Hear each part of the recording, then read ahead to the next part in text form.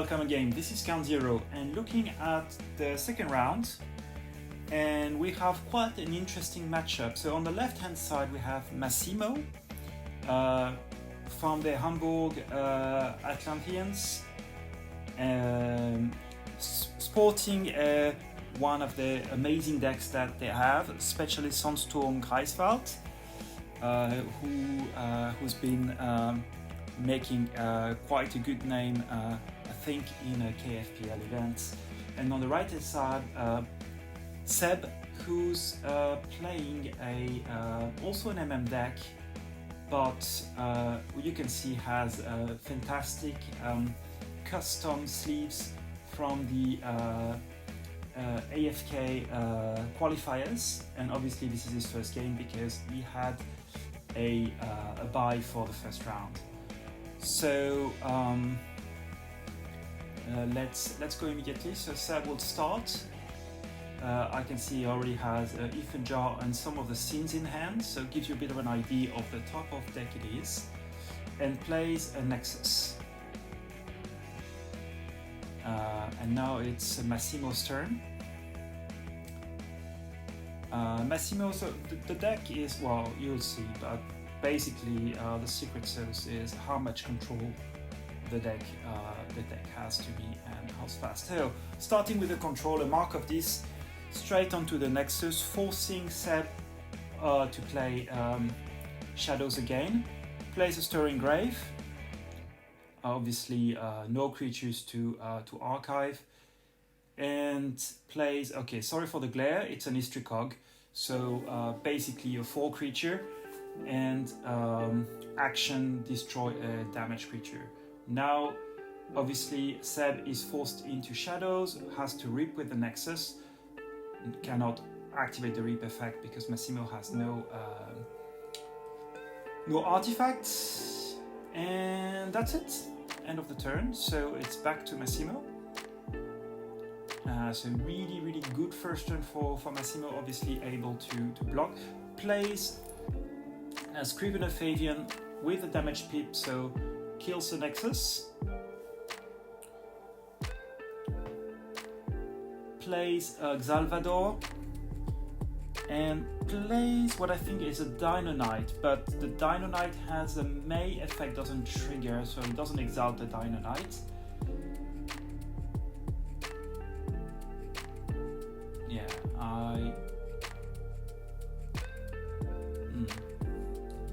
Alright. So moving on now.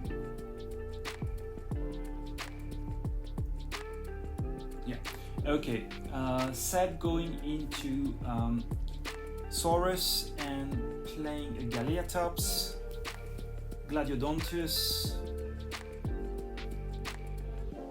Stuntus play Stunt, and a Cornice and Octavia. Alright, so keeping his this in hand.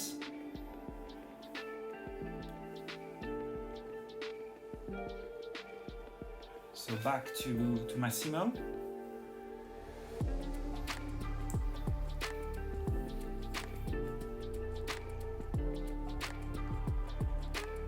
Yeah, so plays Shadows. There's a Maleficorn, doubles the damage pips.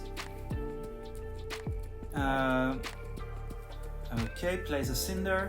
The Cinder has a capture icon, which could be a steal, and 1 damage pip that gets doubled by the Maleficorn. Okay, small misplay here on Massimo because I think this could have been simply a steal thanks to Fabian, and then the history cog gets rid of the Galeatops. Very nicely done. I mean, yeah, small misplay, but I think, okay. So Ethan Jar, so I've cut some of the game here because there was a little bit of obviously the damage pip goes.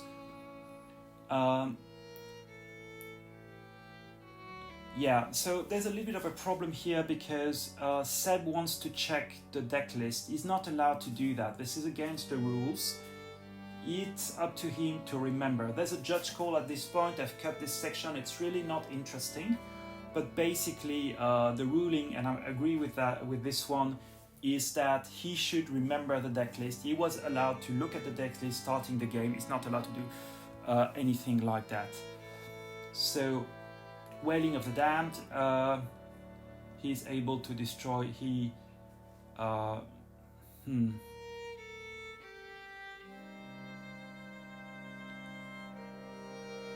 will go against the history card. So, just going back. So the Eastern Jar obviously forbids the opponent from playing a certain card, and the card that was forbidden is the Mark of this. Okay, so Mindfire. The Bot Book Tome gets discarded. There's a damage pip on it, so there's a steal. Still okay. And then we have I believe it is Envy, and let me just check quickly. I'm really not good with the sins. All right. I believe it is Envy and Desire. So Envy is a rip. If there are 2 or more friendly sin creatures, capture all of your opponent's Ember. And Desire is... no, it's not Desire, sorry. It's Pride. And Pride is rip, ward all the sin creatures. Okay. So it's Envy and Pride. Sorry about that. Alright, we have an Adaptoid on the other side. Obviously, Adaptoid gets more and more abilities based on the icons that are played that round. There's an opposition research, so no rip, so that obviously basically blocks Envy and Pride from reaping this turn. And we have a Curia Zorus being played, which obviously will enable that the Ember doesn't get. And the damage pip destroys the Favian. Very good. And we have an Axiom being played. So curious to see which sin will be kept, because I guess that's what he would be interested. So he decides to keep Pride, wards the Pride, gets 2 chains, and wipes the board except the Maleficorn. Obviously Galatops has Ember. Okay, there's a small misplay here because the ward should have been removed. Then plays Citizen Shreks, and it's a must ability, so he has to ward it. Yes, absolutely. And removes the stun from the Galatops. Okay, and then 2 chains. Gets rid of 1 chain and goes back to 5 cards. So another small issue. Honestly, this was a very complex game and there was a lot of small misplays. I will try to note all of them. But let's continue. So it goes back to Logos, and that's an amazing Snowpillar work. And that's Ember, 2 draws, and then we'll archive and discard a card. Okay, the archive is out of sight, and there will be a discard. The Mark of this because of the Eastern Jar. Plays a Discombobulator. I think given the Skippy Time Hog. So for those who don't know, this is an amazing deck, and one of the big abilities of the deck is it has 2 times Skippy Time Hog, which is extremely disturbing for these large boards that we can have, especially for his opponents. So, alright, deals the damage. The Ember goes because of Curia. Okay, Sagittarius Gaze being played, but Sagittarius Gaze, he discards a card. I think it's the Good of the Many, I'm not sure. Loses a chain and draws 2. Obviously he cannot use his board because of Skippy Time Hog.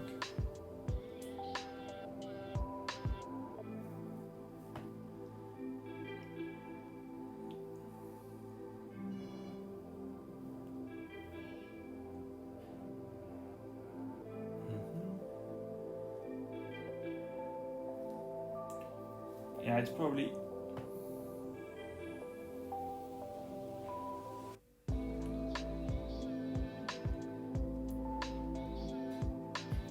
a bit of thoughts. Yeah, so the discombobulatus prevents the steal, which is not good news for the citizen treks. Alright, so there's a Purifier of Souls being played here. Purifier of Soul removes all destroyed effects, which is amazing against the Curiosaurus deck, because obviously the Curiosaurus add the destroyed effect to every single creature. So this completely removes. Then we have a Vault Keeper, prevents the steal again. Same effect as a Discombobulator, and a Bulwark. There's a Shoulder Armor being played. Shoulder Armor goes onto the Maleficon. That's 1 Ember and 2 damage pips. Well, 1 damage doubled. And it removes the war token that shouldn't have been there in the first place. And then we have an Equalize being played. Equalize allows to put all the ember, redistribute the embers on both sides.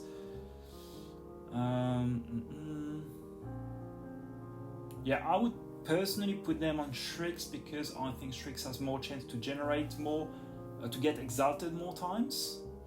But no, I think, yeah, it makes sense as well. Pride is the main target. There's 2 abilities that remove the steal, and he puts the ember on the Vault Keeper, probably to protect it in case the Axiom cycles. Okay, it's back to Seb, who's seems to have a good hand at shadows.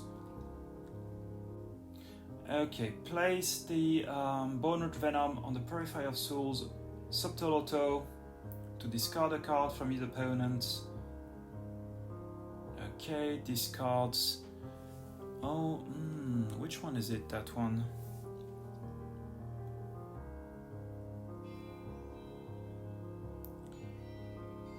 I think it's the Break Key.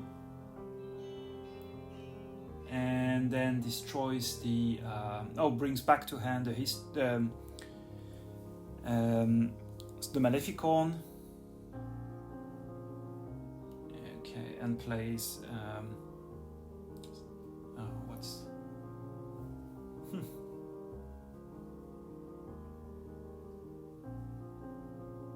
I think it's Gigat in French, but how is it called in... well, the Dogo, basically, in Shadows.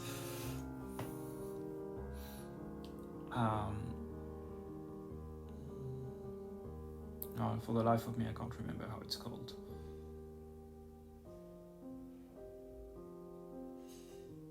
All right.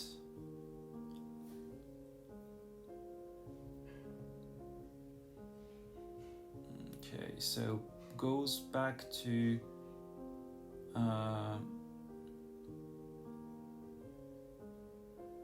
yeah, okay, yeah. Attacks and gets the ember back. Okay, it doesn't work. Yeah, he explains why the courier doesn't work.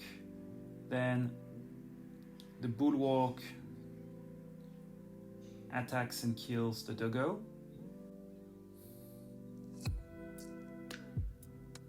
And the Vault Keeper reaps. Okay. Gets the 9 Ember. Plays Ember Heart. And deals 2 and 2.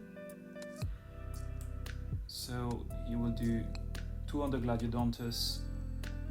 Oh no, 1 and 1, sorry, yeah, the Maleficon is out.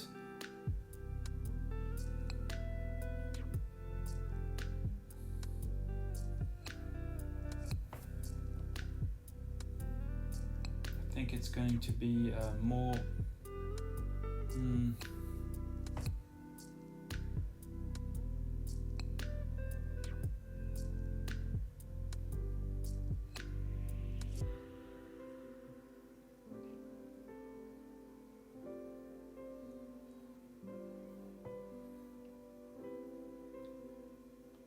seems it's going to be more, yeah, okay.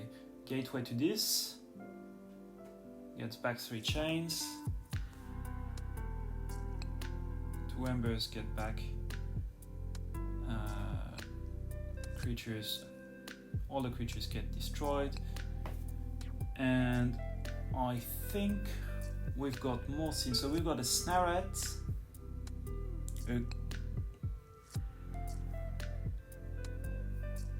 I think it's a slot. At the end of the turn, if you didn't use any creatures this turn, gain 1 for each friendly scene creature, and a Wrath. That's a taunt. So that is good. Okay, no, they're just fixing the Ember. Just for clarity, he's on check. And he wiped the board of his opponent. So now Massimo is back. Plays a Cronus with a nice draw icon, so it's a draw. Then he may archive a card. Then there's a Daughter with a capture icon, a damage icon, and puts the damage on Sloth, and a draw icon, which is going to be also an archive. Excellent. And another Skippy Time Hog. Every time Seb has played scene creatures so far, there's been a Skippy Time Hog to come and save the day. The Vandalize being played. There's only 2 cards left, so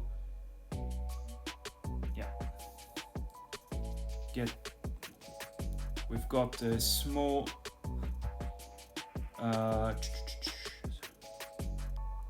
Eclectic Inquiry being discarded. Yeah, and that's okay. There's been some steal and an offer, tempting offer, and Shadowsmith. So Shadowsmith makes all mutant creatures elusive. So obviously Snaret, Skippy Time Hog, Cronus, Shadowsmith, everybody became elusive now.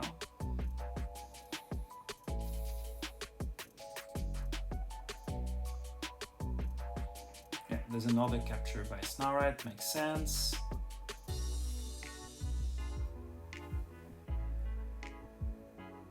He hasn't used any creatures, so he gains 2 Ember, thanks to Sloth.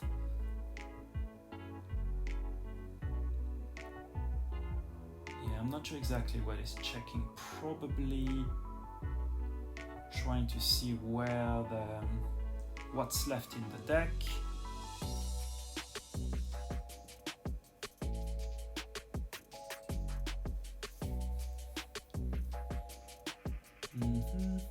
So plays back Maleficon, who was back to hand, yes, absolutely.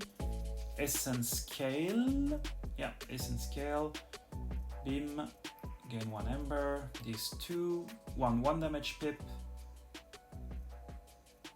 on Snaret, 2 damage pip on Snaret, obviously. Oh, okay, he hasn't got it. I think there was a draw icon he didn't play, okay. But plays a Techno Fiend and a Snaret. And there's a capture icon. And another Techno Fiend with a capture icon. And what I believe is a Drakkar. At the end of the turn, the Snaret captures 1. There's a Forge on the other end for 6 Ember. Ah yeah, he realizes he's forgotten to draw 1 for the Essence Scale. That's a small misplay, and that's really to his not to his benefit, so I mean, too bad. The deck is, I mean, both decks are really amazing. There's so much control and abilities that trigger left and right. But I think now there's a really good board being built on the left hand side. Okay, so there's a Saurus, I think it's a Demosaurus, gets exalted, tries to decide which creature to destroy, destroys the Cronus, makes sense. You don't want the Cronus to stay in play for too long. Then this is the dino that can get exalted to destroy a weaker creature. Destroy one of the Technofiend, which results in Ember being stolen. Loses some chains, get back to 5 cards. I am pretty sure he hasn't used any creature, so probably Gluttony should trigger again. But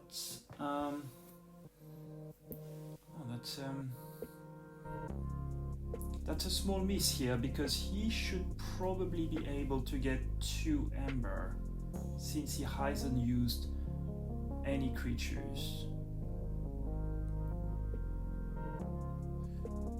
But okay, so Drekker reaps still 1. Umbra Fiend, Technofiend reaps. We'll discard 1 and draw 1.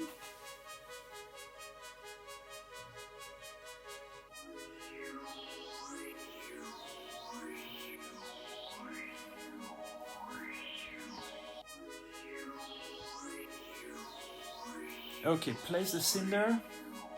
1 capture. So on the Snaret, 2 damage, well, 1 damage doubled by the Maleficon. And yeah, Senator Brachus gets killed by the Maleficon. It's a really dangerous creature. And yeah, 2 Ember get removed by the Snaret.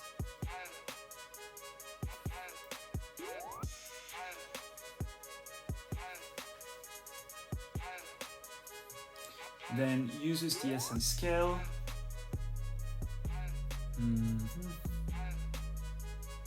There's only 1 Ember left, so the optimal play would probably to destroy the Technofiend to reap with the Drekker, but there's not enough Ember to steal.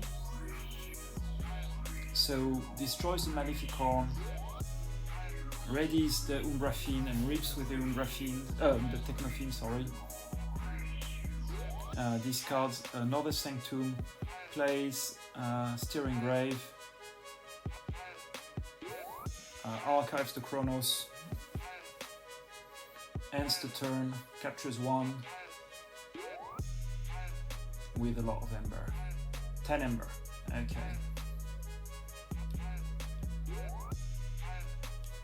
So, okay, goes back into dinos, captures a bunch, but yeah, this card goes both sides.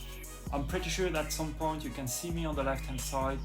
I step in because I was looking at there was a lot of plays that were kind of challenged. He basically spoils of battle, sorry, can capture on both sides, so obviously the Skippy Time Hog gets to capture again, but yeah, obviously because of Curia, gets killed.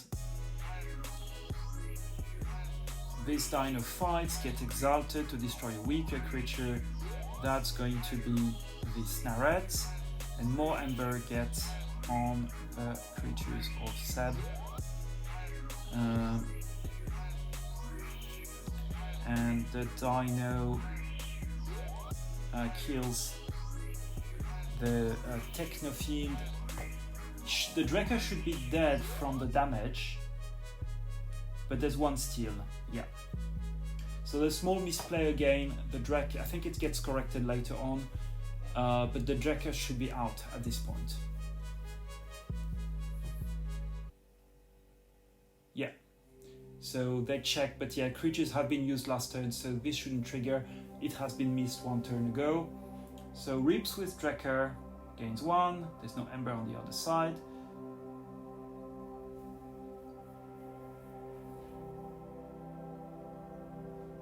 Okay, so yeah, the Draker was killed from the previous fight, so this has been corrected, thankfully.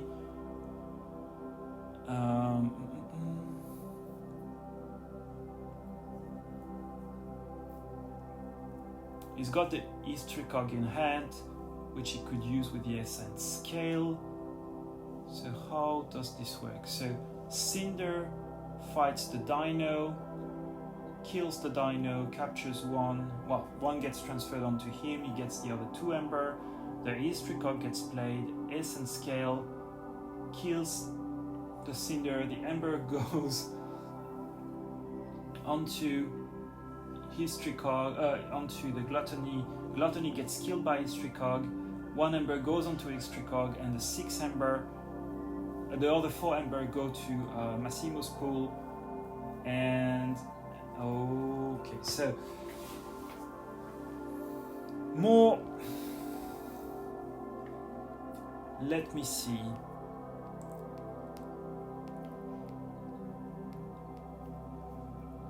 More scenes have been played. So it was Sloth who was killed, not Gluttony, of course, but that's Gluttony and Desire, I think. So the Desire raises the key cost by 4, and the Gluttony gets 1 Ember for each, gets exalted for each creature, I think, something like that. And when he reaps all Ember for each friendly scene creature, and yeah, when he reaps all the Ember from all the creatures, go to the pool. So there's the Cronus back, draw Archive, deals 1 damage to Gluttony, draws and archives, plays the Bot Bookton, puts another damage on Gluttony. Yeah, it's got cycled back, plays the causal loop, archive causal loop, archive a card, play the Discombobulator on Bot Bookton, gets to 7. Yeah. Alright. Okay, so this is, I don't like that play, this gets played way too quickly. He plays basically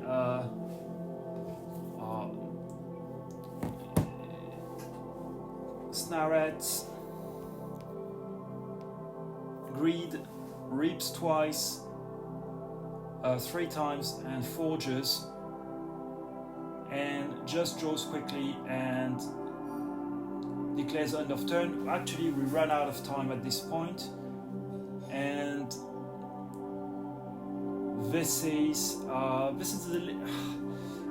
really difficult, because I understand he knows he's out of time, he knows he needs to go quickly, but actually in this play he makes a couple of mistakes.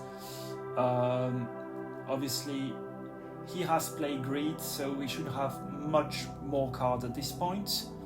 He forgot to move the Ember from all of his creatures to his pool, so that makes the situation a little bit dodgy for the end of the turn.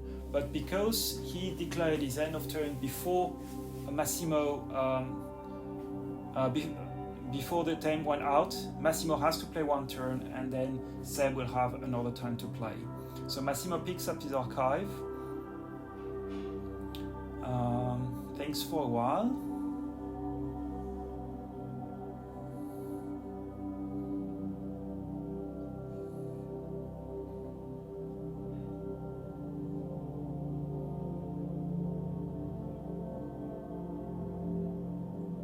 Yeah, so another thing that hasn't been done is the Snaret hadn't captured.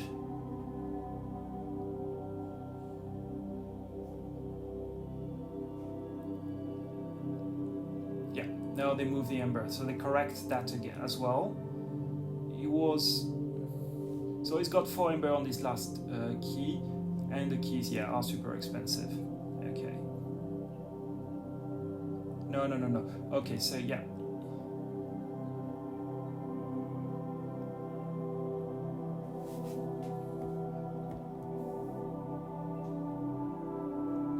The effect of gluttony has removed all the ember, so that's clarified. All right, so basically the situation is if Massimo doesn't do anything on the next turn, with 4 ember in his pool, Seb would be able to reap a bunch of times with his disboard and essentially have a cheap forge and would be able to get a win. That's the situation at this point.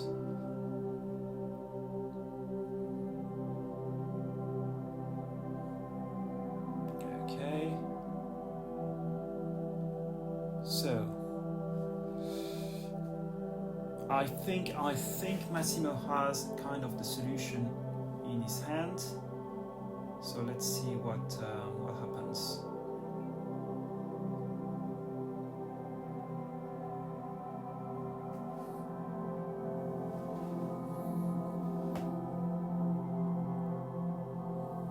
Okay, chooses logos, reaps with bot bookton, plays sloppy lab work, gets 1 ember, draws 1 card. There's a Cronus in play, so he may archive 1, archives 1. I don't think it makes sense to archive. It's the last turn. Draws another, archives another. Then he has to archive, and then he has to discard. Yeah.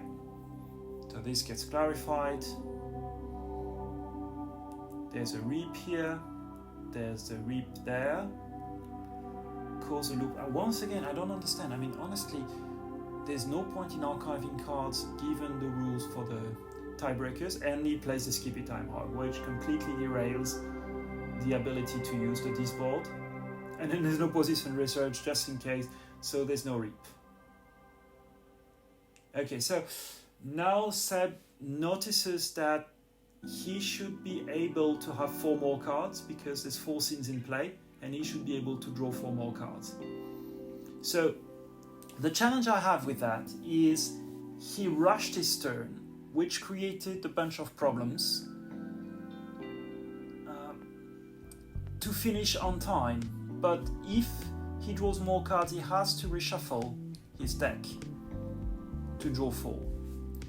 So technically, I don't think he has the time to finish his turn before the clock ends and to get an extra turn. I mean, this is really tricky. But technically, he should be allowed to get 4 more cards.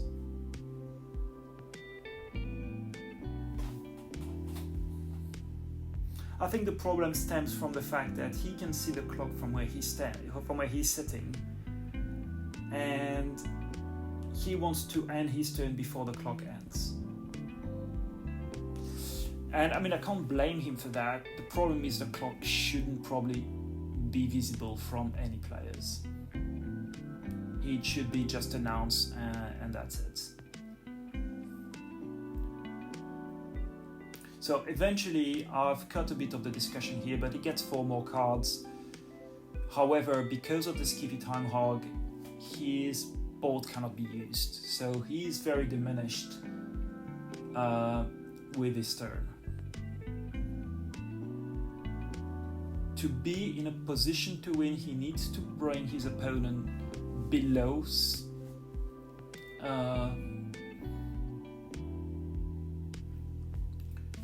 or himself above. No, he can't capture with that creature.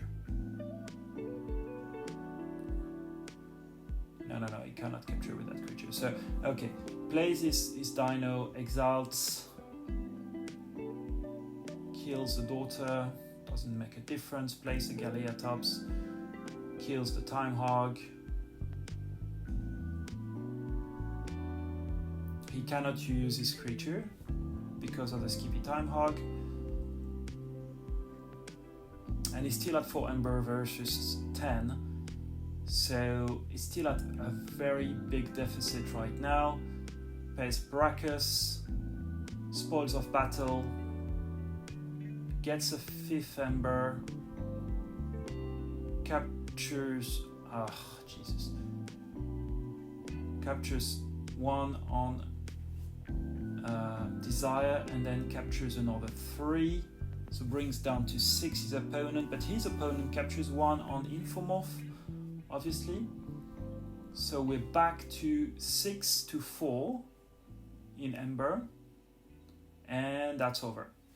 Alright, so I mean, honestly, a beautiful game. Skippy Time Hog, definitely an MVP. The 2 times Skippy Time Hogs, 3 times it completely blocked the Sins. Excellent timing on that. And 2 beautiful decks that are fascinating to see being played. And yeah, very well played on Massimo, who gets another win. So thank you very much.